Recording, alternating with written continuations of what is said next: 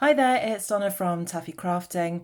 I'm a UK independent Stampin' Up demonstrator and I make projects using Stampin' Up products and just to try and make as many different style of projects as I possibly can. I try and steer towards simple projects that are ideal for the beginner crafter or for those that just don't like complicated things, but I do have something that's a little bit complicated. So I've got this hexagonal style box and yeah, so there we go. I saw this, I was just having a look around Pinterest for some inspiration and I saw this little video and I couldn't really see any instructions on there. They were all in centimetres and I can't work in centimetres. So I just had to try and work it out for myself. So these are my measurements. This is what I've put together. You may have seen similar projects about that will have different measurements, and I think you could probably alter the measurement of this. It depends what size card you're using. So this is 1 3/4 inches by 1 3/4 inches, and yeah, so I'm going to show you how to make that. It's got this fold is curvy, so some of the ones that you might have seen before, which are like a self-close, they're using diagonal lines. These are using diagonal curves, and then it gives you that lovely star effect. Ignore the bow, it's rubbish, and you should see the bow on the other one that I just made. So what I'm going to do today, look at that absolutely shocking bow. It's not even pointing the right way, goodness me. So this one I've used the peacock foiled card, Noble Peacock foil card, and it's really robust. That's going nowhere. So it's got no decoration on it. On this one, what I did is that I put some DSP on the panels. So I've got, I think this is Coastal Cabana cardstock with Follow Your Art DSP, which I just stuck on there. I'll give you all of the measurements to those. There's a link to a blog post in the description bar. So if you click on there, there's going to be lots of different dimensions and product details on there. But for this one, we're not going to be using, and yes, I know the ribbon doesn't match. I'm a bit low on ribbon. But let me show you what's gone in here. So if you open this up, it's really relatively simple to put together. And in there, I've got 6 chocolate balls. And then it just closes up nicely. All you've got to do is just pull on those 2 ribbons, and it closes in nicely, and then you can do a better bow than what I've done. And then I haven't decorated this purely because who'd want to decorate that lovely card? Shall I get on with it? So what I'm going to use is, what am I going to use? I'm going to go with that. So this is a piece of 6 by 12. We need to trim this down. So this is a piece of A4 DSP that's, not A4, 12 by 12 DSP that's been sliced in half, but I need to trim it. So on the back of that, I need to trim the short side to 5 1/4.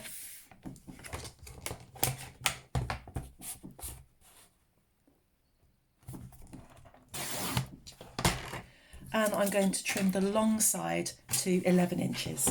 So we need a piece of either card that you're going to decorate or some sturdy DSP that you won't decorate, or you might decorate. That is 5 1/4 inches by 11 inches.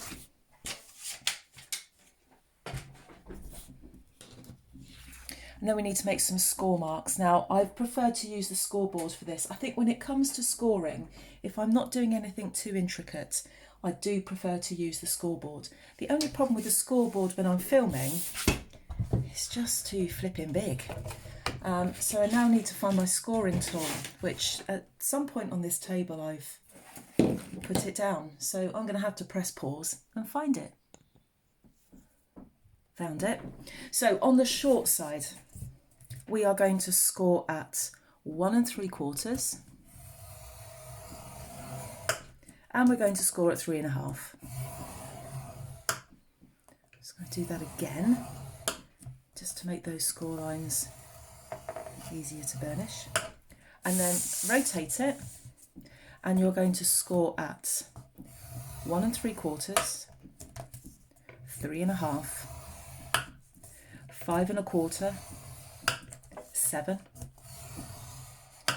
8 3/4 and 10 1/2. And then before you move that, you're going to make some marks on this, and literally just little marks at 7/8 of an inch. So 7/8, so just made a little mark like that. 7/8 of an inch, 2 5/8, 4 3/8, 6 1/8, 7 7/8, and 9 5/8. And all I do, on the scoreboard, these little marks here, they are all 1/8 of an inch. So if I was doing, what did I have to do there? 4 3/8. So there's the 4 inches, 1, 2, 3, and then make my mark. Okay, so that's all we need done with the scoring board, but you still need your scoring tool. And if you don't have a scoring tool with the scoreboard, then you can use a pen for this next bit. So I'm going to put this way. Now hopefully, because I've got the light shining on that, you can see those score lines and these marks here. So there's your score lines and there's your mark. Now you need something round. I've just got my tear and tape. You might have a mug, you might have a wine glass, you might have a CD. For those of you that are young, they're the things that we played music on in the 90s. You might have just anything that's round. I've got a ribbon thingy, a ribbon reel. You could use that, but just something round and big enough. You know, it can't be small, basically. So what we're going to do with this bit, there are a couple of tricky bits in this. So if you like to push yourself and do something a little bit more difficult, this is the ideal project. So here are my 2 score lines. So in this first square, I've got a score line here and I've got my mark here.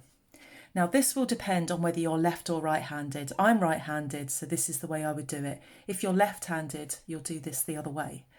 So if you're right-handed, what you're going to do is put your score tool right at the edge of that square, that bottom right edge, and push your circle up next to that, and then just move your circle so that the edge of it matches your little mark that you've made. Now without me being able to get my head right over this, it's a bit tricky for me to see.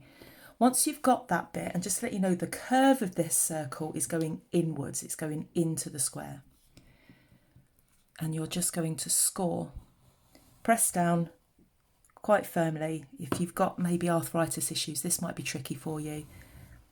And so I just score that twice to make sure that it's got a decent score line. So you can see that. So that one's near on perfect. The rest won't be like that. So now take your scoring tool and put that in that cross there. Push your circle up against it and then move it round until it meets that mark that you made. And then holding the circle down and pressing down. And you'll do all of these this way.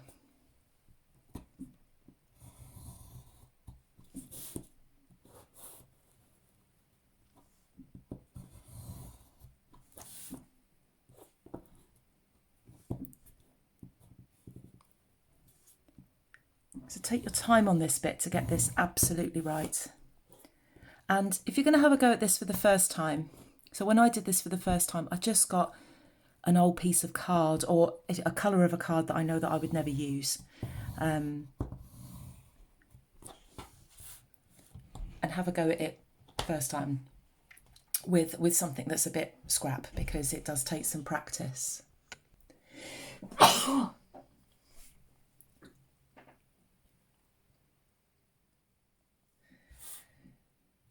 So there we have that.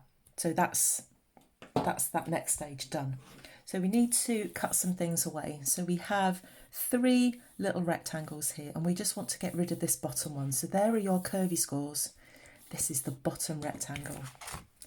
And you're just going to get rid of that there, cutting very carefully up the score line and then snipping diagonally into that.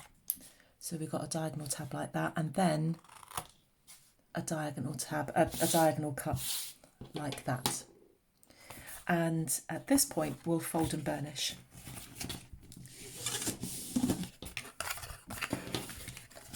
Now, one thing you've got to be careful with foil is not scoring too heavily.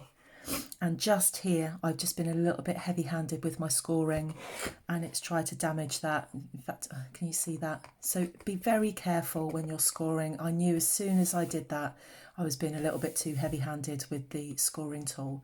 So just watch that. And just fold and burnish all of these. And I don't use my bone folder when I'm burnishing foil. I just use my finger.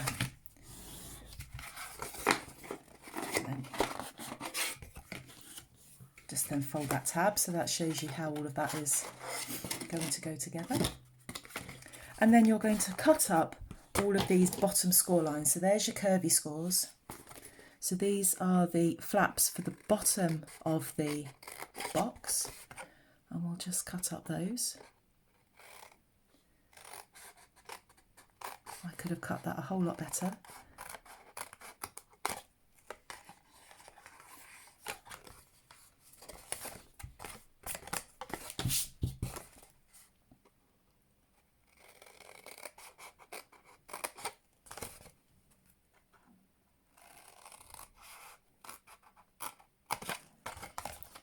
And then the last one.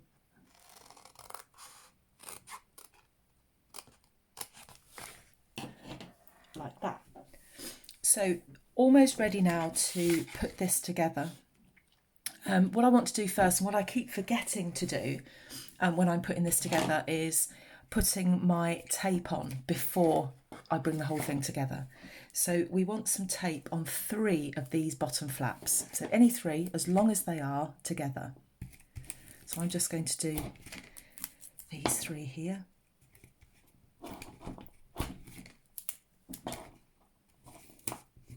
And I'm not going to take that backing tape off just yet. Now, at this point, if you were doing this with ordinary cardstock, at this point, decorate those squares however you want. Now, the DSP on this should measure 1 5/8. Is that 1 5? Yes, 1 5/8 by 1 5/8. So you could stick that on there if you wanted to.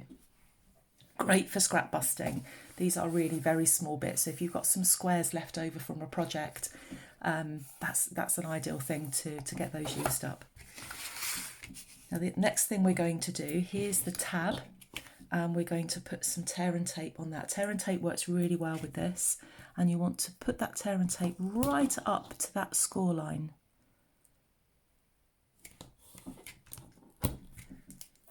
And the closer you can get to that score line, the less likely you are to see the seam on the box. So we're now ready to put this together. So top, flaps, side. So I've brought this in, and I've left my pokey tool downstairs again. So I'm just going to use the edge of my scissors very carefully here and take that backing tape off. And then fold this in, and you want this to line up as perfectly as you possibly can. Oh, that's what happens when you do that, it squeaks. So we're almost there. So there's our hexagonal shape. Now we need to push these flaps in. So what we're going to do, so these are where are they? These are the 3 flaps that have got adhesive on. And what we're going to do is bring in opposite. So bring the opposite one into that, and then put your taped tab down. Bring the opposite one into there, and bring your taped tab down to stick that. And then bring the opposite and the opposite. The difficult thing with this, which is probably what I'm illustrating now, is that you've got to keep the shape as you go along. And that is the trickiest thing about this. It takes some patience. Don't swear at it. No cursing, just patience. So I'm going to take the backing tape off of all of these now. I didn't do it before because I think it just would have got stuck to something that I didn't want it to stick to, and then I would have been cursing.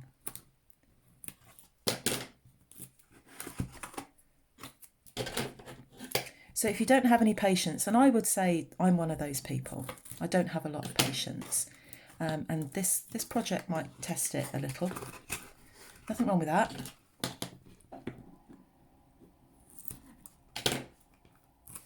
Right, so I've taken those off. I'm hoping I've got this camera up close enough to see what's going on. I don't think it'll be any closer if it tried. So I'm taking the middle one. So these are my 3 flaps with tear and tape. There's the middle one of those. And I'm going to meet this. So to start off, trying to get all of these raw edges to match. And then kind of look at your hexagon as best you can. This is not the easiest thing to do. And then bring those together. Now foil can be a bit tricky to stick. And now I've run out of hands. And what I want to do is get my hand underneath those 2 flaps and stick them together. I'm trying to do my best. There we are, I've got it underneath. You could also, it's a bit of a fight, get your hand underneath there and then stick them together.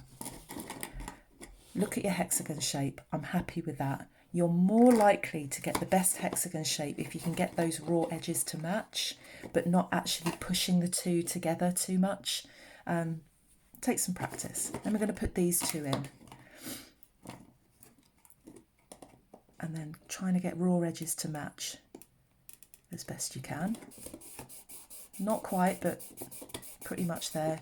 And again, get your hand in underneath and push that together. Turn it and do the same. So bring that in and then there's your taped bit. Come over that. And then you've got that. Stick your hand in underneath, give it a push and it all sticks. Tear and tape is really reliable to stick. So I'm quite happy with the hexagon shape there. It has, you know, it has gone wrong before when I've been testing this out. So it just takes some practice. Learn by your mistakes. If you wanted to, you could put a circle on there or you can make a hexagon shape. I haven't done that, but I think just to keep this nice and professional, I think that would be a nice thing to do.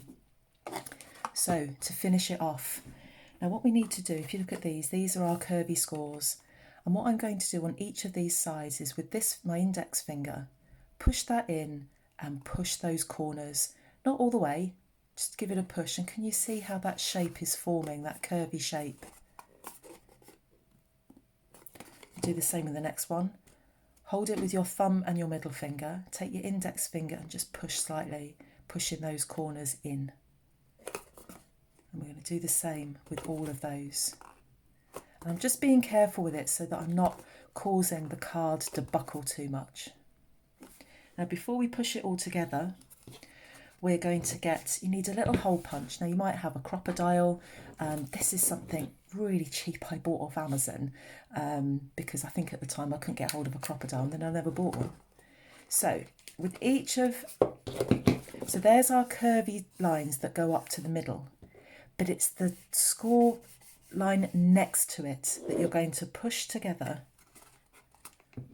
Get your hole punch, squeeze it in as far as it will go and make a hole. And you're going to do that all the way along. So it's not, you're not putting a hole where you've made that mark, you're putting a hole on the 2 score lines, the 2 full score lines next to it.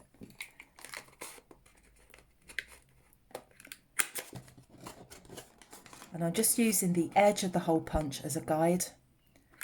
So I've got these all in the same place.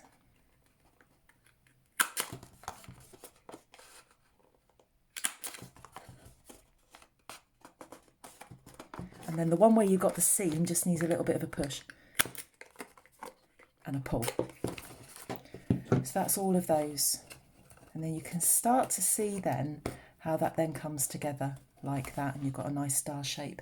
So just to finish that off, I need my ribbon, which I brought in. There we go. So I've got this black organza ribbon. Now, as I said earlier, I'm on a real shortage of ribbon at the moment, and we do have a really lovely peacock ribbon that's old olive and pretty peacock together. It's beautiful, and I've run out. So I've got this black one, which I quite like. So all you're going to do is exactly what you've done before, pinching those 2 together where you've put the holes, and just run your ribbon through. Trying to keep that nice and flat.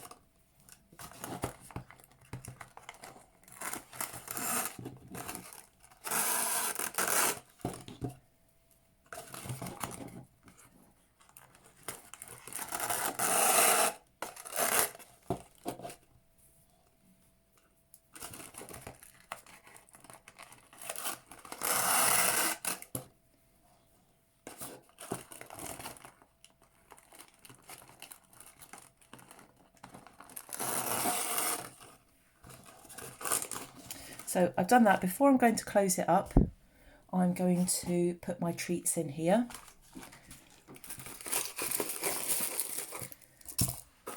So any wrapped chocolate would be nice. This red is seriously crashing with the green. Who cares, it's chocolate.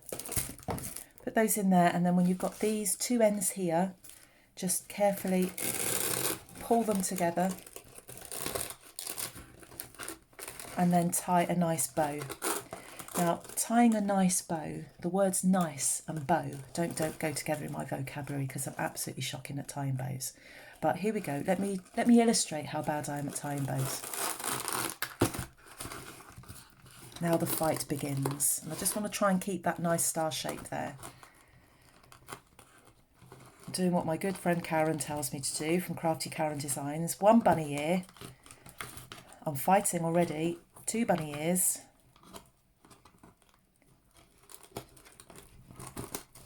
Muttering and cursing under my breath because I can't get my bunny ear through the loop.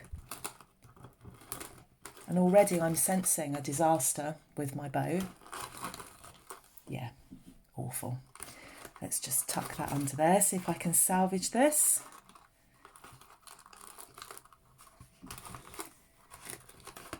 Probably could have done with pulling that in a bit further. Hopefully, it's going to get a knot. Hopefully you're better at doing bows than I am. I just can't do them. Just can't do them, and people give me lots of tips and advice. Can't do them.